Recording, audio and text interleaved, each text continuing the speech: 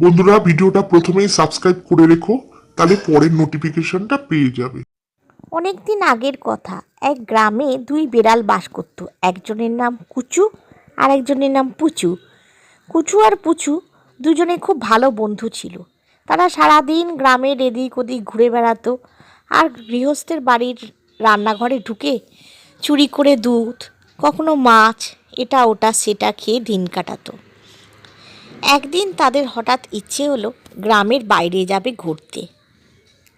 তারা সেই মতো একদিন সকাল সকাল ঘুম থেকে উঠে দুজনে বেরিয়ে পড়লো গ্রামের বাইরে একটু ঘুরে আসবে বলে।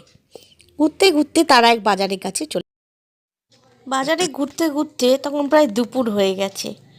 হঠাৎই তারা খেয়াল করলো একটা রুটি পড়ে আছে। তারা দুজনেই মুখে করে রুটিটা নিয়ে গ্রামের দিকে চলে এলো এবং একটা জঙ্গলে গিয়ে দুজনের মধ্যে ঝগড়া শুরু হলো। তাদের এই ঝগড়া শুনে গাছের ওপর এক বসে থাকা বাঁদর নেমে এলো। সে বলল যে তাদের ঝগড়া সে মিটিয়ে দেবে, কিন্তু তার সিদ্ধান্তই মেনে নিতে হবে বিড়াল দুটোকে। বিড়াল দুটো তাতেই রাজি হয়ে গেল।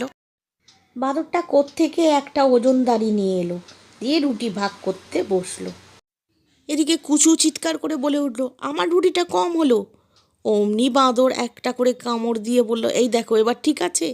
এবার পুচু বলল, আমার দিকটা যে কমে গেল। তখন বাঁদরটা আবার রুটিটাতে কামড় দিয়ে বলে, সমান হয়েছে দেখো তো। এইভাবে রুটিটা কামড়ে কামড়ে দেখা গেল রুটিটা শেষই হয়ে গেল। এবার বাঁদরটা লাফ দিয়ে পালালো আর গাছে উঠে পড়ল। বন্ধুরা, বিড়াল দুটো নিজেদের ভুল বুঝতে পেরে আফসোস করে কাঁদতে লাগলো। এই গল্প থেকে এই শিক্ষা পেলাম, নিজেদের মধ্যে একতা রাখতে হবে, নাহলে অন্যজন ঠকিয়ে দেবে। বন্ধুরা, এরকমই মজার মজার ভিডিও পেতে চ্যানেলটা সাবস্ক্রাইব করে রাখবে প্লিজ।